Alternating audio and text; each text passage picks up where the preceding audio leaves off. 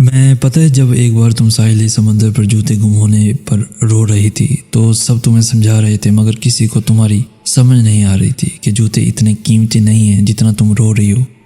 पर मुझे पता था कि तुम क्यों रो रही हो। उस दिन तुमने उसे पहली बार उसे किसी और के साथ देखा था। तुम वहाँ जूते तलाश कर रही थी जहाँ कभी तुमने जूते रखे ही नहीं। कितने सालों से एक ही जगह तो जूते रखते हैं हम, और तुम रेत खोद खोद कर जूते क्यों तलाश कर रही थी? मुझे एक बात तो बताओ, कभी तुमने जूते रेत में भी छुपाए हैं भला? तुम दर हकीकत रेत नहीं खुद को खोद रही थी कि वो तुम्हें किसी और के साथ बुरा क्यों लग रहा है, बुरा क्यों लग रहा है।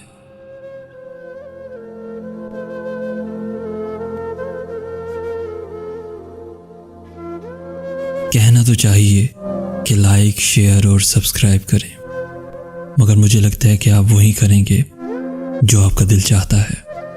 तो अल्लाह हाफिज़।